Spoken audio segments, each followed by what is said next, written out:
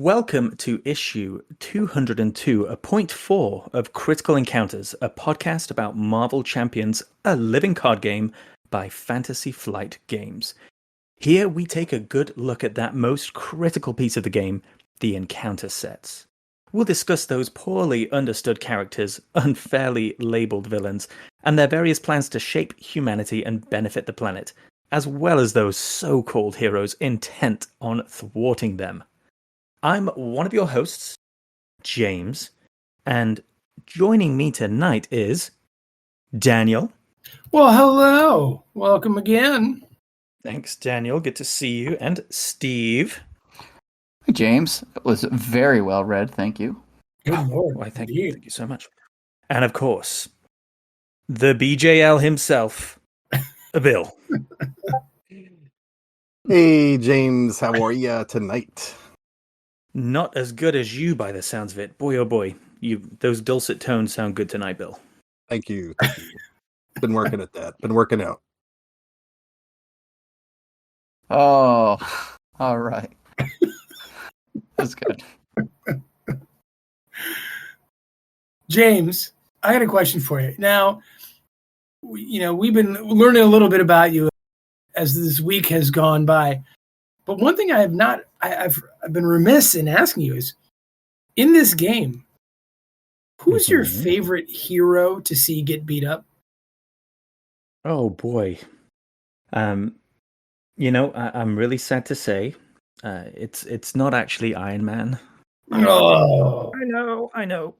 And I really all the good things I said about him in earlier issues. Can you? Just...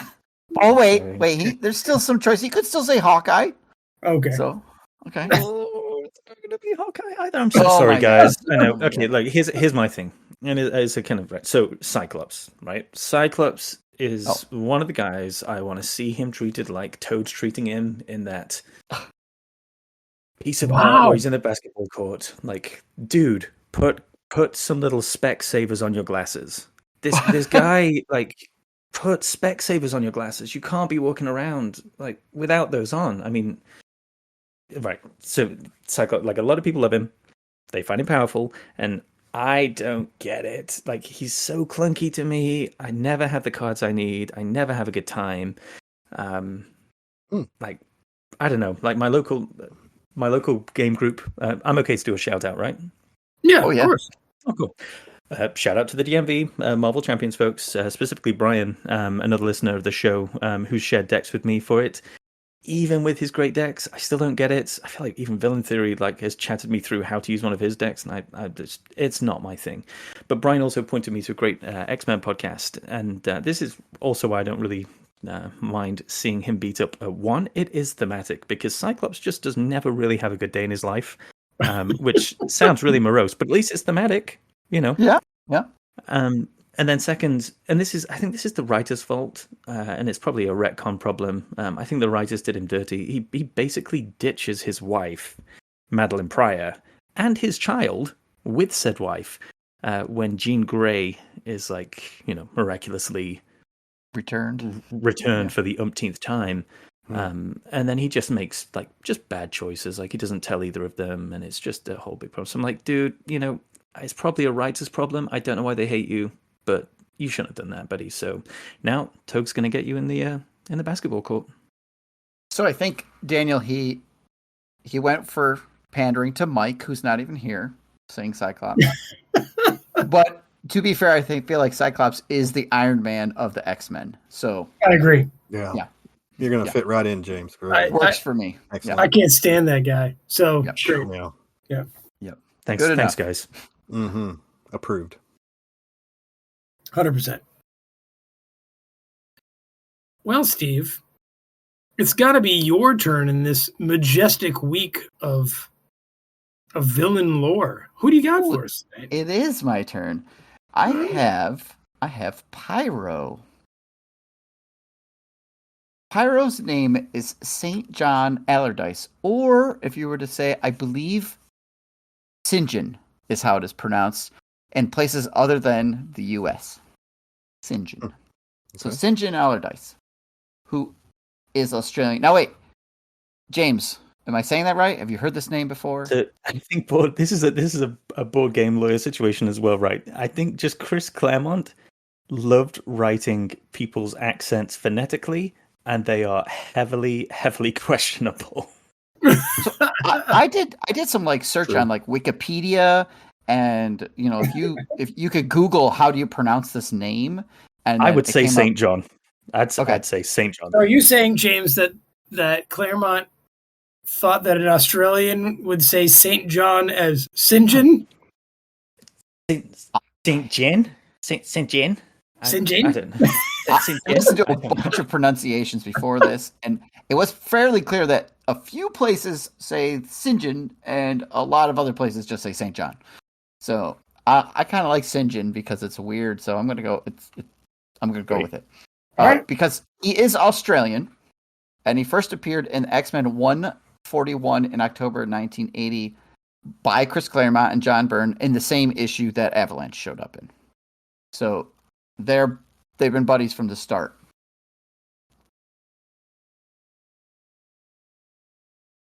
In that issue, when he first shows up, he does appear as an Englishman. And he has an English accent, they write it that way, and they he's supposed to be English. But then on his second appearance, he's now Australian. And they use Australian slang, and he's trying to write accents in Australian. So he's Australian. Is he wearing that same purple vest with the neck ruffle that lets you know that you're an English? Okay, good. yeah, definitely. So we talked about his powers in 182, but he can control flame. He cannot generate flame. He often suits up with flamethrowers, or he partners with somebody like the mutant Lockheed, who can breathe fire, and then he can take control of that fire. And his living flames. Well, why doesn't he just carry around a Bic lighter? Yeah, he does that too. Okay. But yeah, he has typically he'll have a suit on with flamethrowers out of the wrists, and because the more flame he can produce, the more he can control, and he can solidify his flame into creatures. So it make these giant snake flame things that he'll attack with, or he will just burn you to ash. Right? He does that many, many, many, many times. This is not Kitty Pryde's dragon called Lockheed, right? Different thing. No, it is Kitty Pryde's dragon called Lockheed. At a certain point, they team up together. No I don't know the circumstances behind it, but it's an English thing. Australian. I mean, to many Americans, same thing, right? No, we understand the difference between England and Australia. Australia is a whole lot more dangerous. Yes, everything there's trying to kill you, including this guy. But his powers can be thwarted by the likes of Iceman and Storm, both who will put out his flames simply by extinguishing the source. So he has to be careful. He gets thwarted by Storm a lot, who just rains on him. All right. So St. John's powers, they manifest at puberty, but he doesn't use them for a long time. He has them, but he never uses them because he can't make any money off of them. He can't profit from them, and that's the big draw for him. I think that's a lack of imagination on his part. I think so too. I was feeling the same thing. What's he going to do? End up with Blob in the circus? I guess he's going to have a barbecue joint.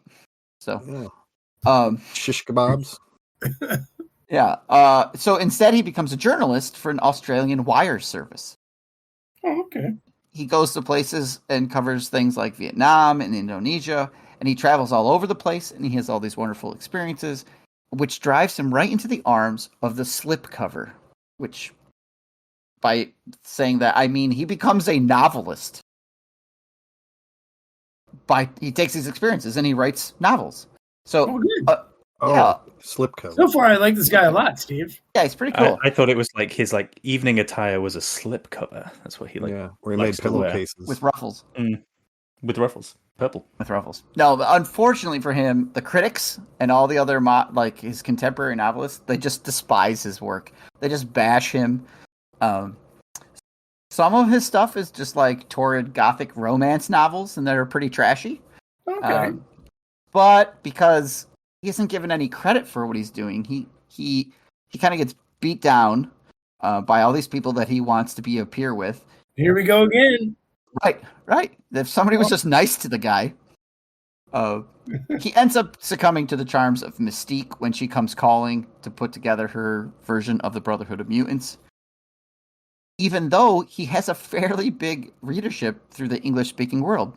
His novels are liked by some of the common reader. Well, that's why they're hated by the critics. Right. Mhm. Yeah, that's how critics work. Yeah. The more people who like your work, the worse it is. Do you have So- a goth trash section on your book wall there, Daniel? Totally. Okay. Yeah, you should see the covers. A lot of blob in lingerie. It's really disturbing. Still, okay, so having his passion like belittled by those he respects drives him to join up with, Raven Darkholm there. And he joins the Brotherhood of Mutants that she forms. So he joins up with the Brotherhood. Steve, can I ask a question?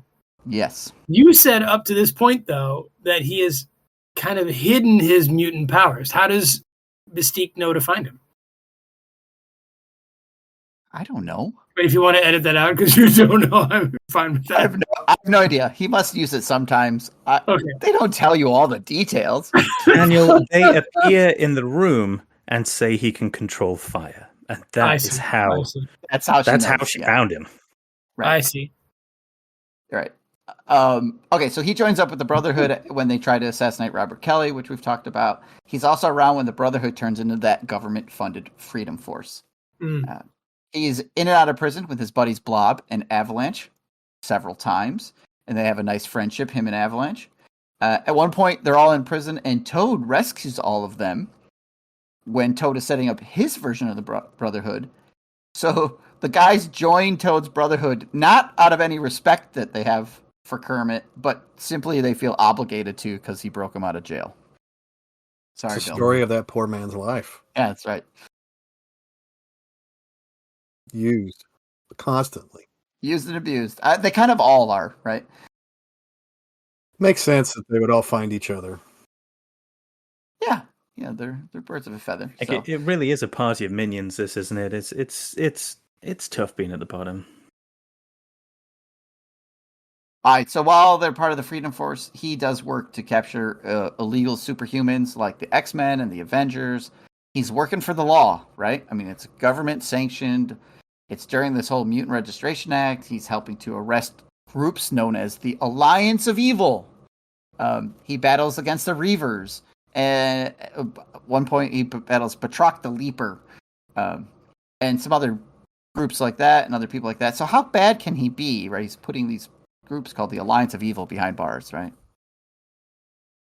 But really, he has all his escapades along with all the other guys. But sadly, his story takes a sad turn because he gets infected with the legacy virus, which is a mutant-killing virus.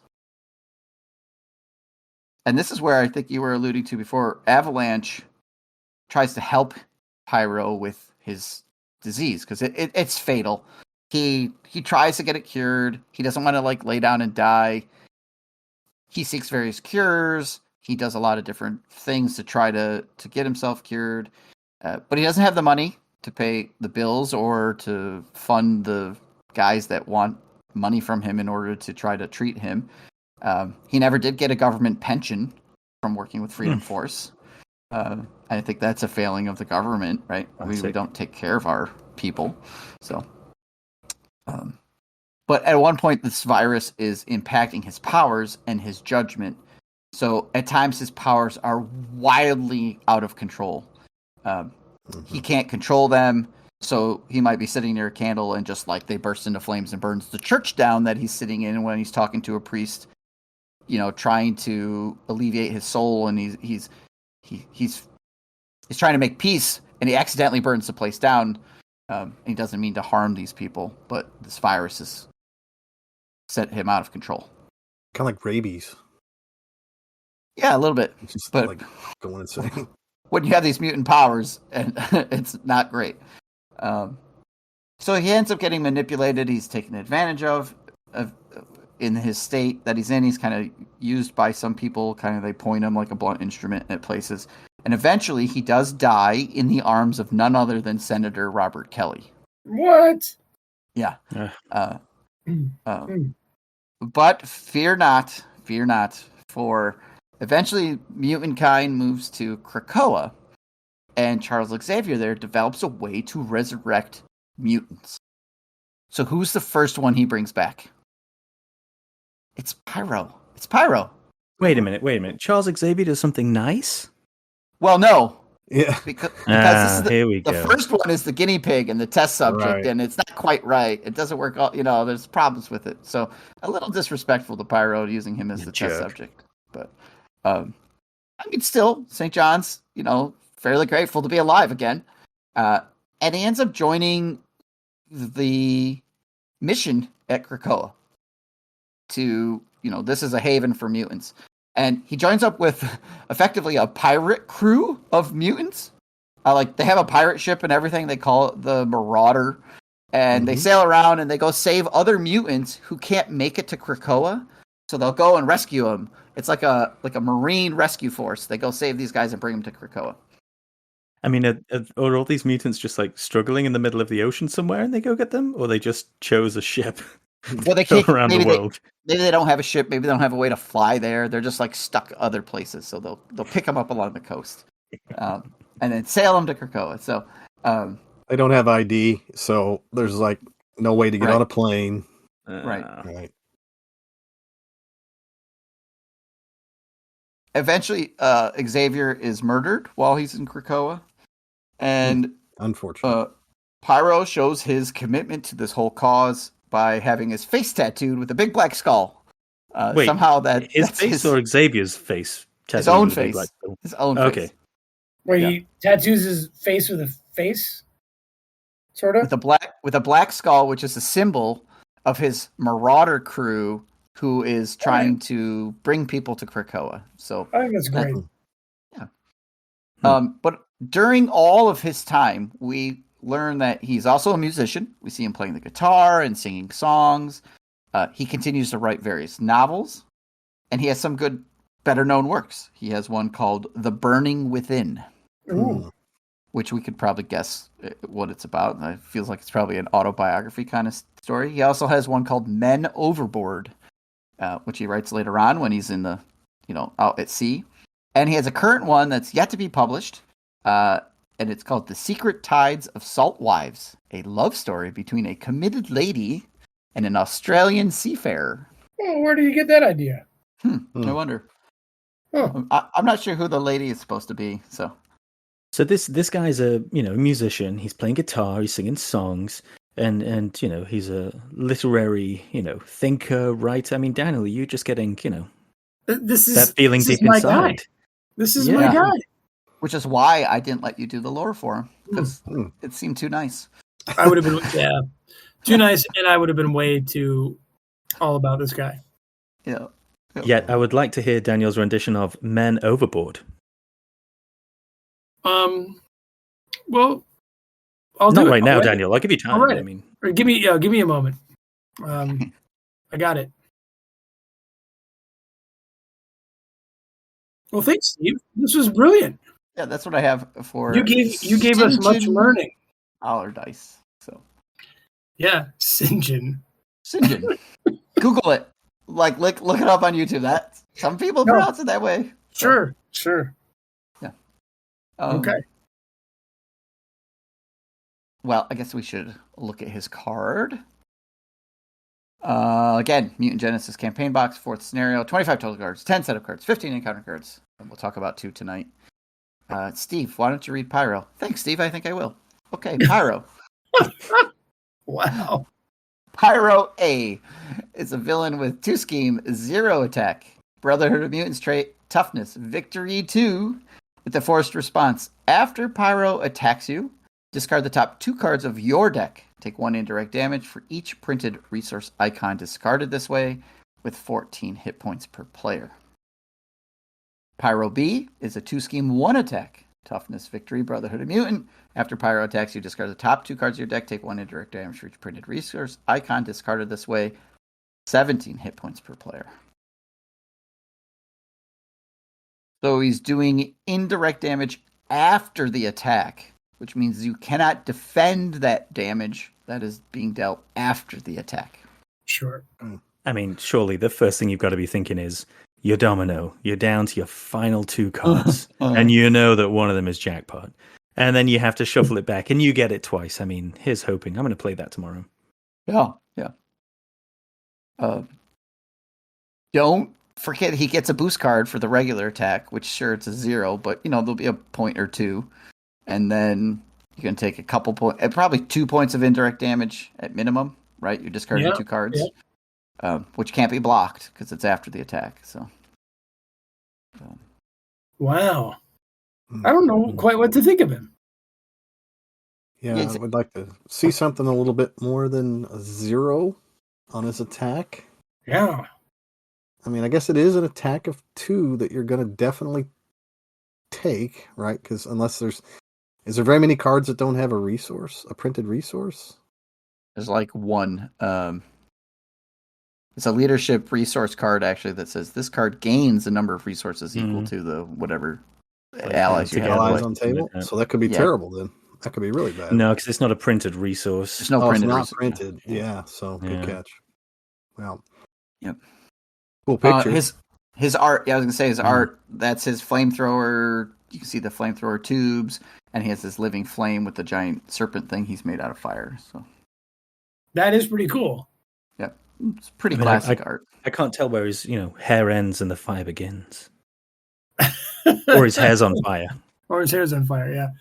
So interestingly, he is much more powerful against the Hulk or anyone who possesses a shawarma. Yeah.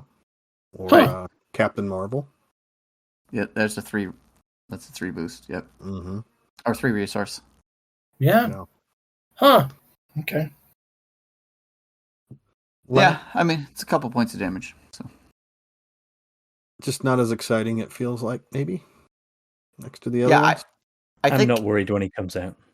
I think I tend to be like, oh, I won't even defend because it's a 0 attack, and then you get like a 3 boost, you're like, oh, 3 damage. And then you flip 2 more, and you're like, oh, 2 more. Oh, that's 5 damage. And I was looking at a 0. So can be a little sneaky. Right. So maybe his main scheme somehow makes up for it. I don't know. James, why don't you read the atrium for us? I shall. So, following a similar pattern, we have a threshold of 7 threat per player. It is titled the Atrium, and it is another side 2B. Each character gains steady in this location. It, of course, it has the obligatory when completed, add it to the victory display, and it starts with 1 per player and goes up by 1 threat per player. Okay, so it makes sense he's inside the building where he can burn stuff. The steady in the atrium, I don't know. Was there a theme there? I don't get that theme, though. I don't get it. I'm trying to see it in the art. So I asked the question, does it make up for it? The Pyro card. No. Nope. Sorry. Again, +1 attack is probably better for him because then his 0 goes up to a 1. Although, I mean, he needs steady because if you stun him, he is completely right. Yeah, he's not doing anything. He's not doing anything. His after attack, like all that's gone. So I think he wants to not be stunned. So yeah. So he neutralizes your stun lock decks.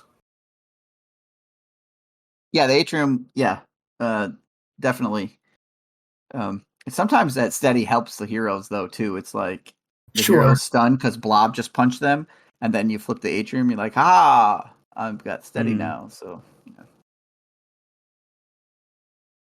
I guess if there's one that you want to see at the beginning of the game, would it be Pyro? Of the 4 that we talked about? It's not Toad. You do not want Toad early on. Yeah, he's the worst tempo hit. Yeah. Or the best tempo hit. Sorry. I forget myself.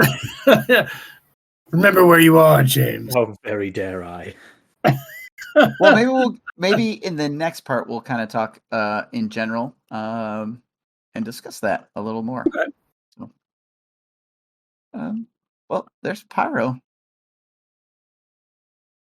So far, all 4 of these guys are kind of meh to me, but I like Toad. Yeah, It definitely feels like they need a lot of supporting cast. Maybe their deck will bolster them. Be interesting to find out as we dig through the rest of that encounter to see how these guys are helped or harmed. Well, folks will have to stay tuned till tomorrow. And right now, James, why don't you tell the folks how they get a hold of us? Yeah, absolutely. Do you feel a sense of steadiness when you're in your own personal atrium? Let us know. You can email us at criticalencounterspod@gmail.com. We are Critical Encounters on Facebook, and you can find our YouTube channel or Patreon by searching for Critical Encounters Podcast. And on Discord, we are Vardane, Big Foam Loaf, formerly Wandering Took, though he disappeared, BGL, and Darcy. If you like our show, tell your friends. If you don't like our show, tell your enemies. Pyro, take us out.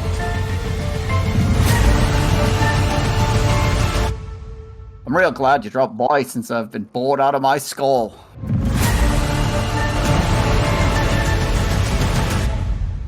Okay, that's my Steve, that was maybe the best Australian accent from a non-Aussie that I've ever heard. Oh, good. Thank you. It was much better than the cartoon accent that he had. It was brilliant. Oh, well done, Steve. Thank you.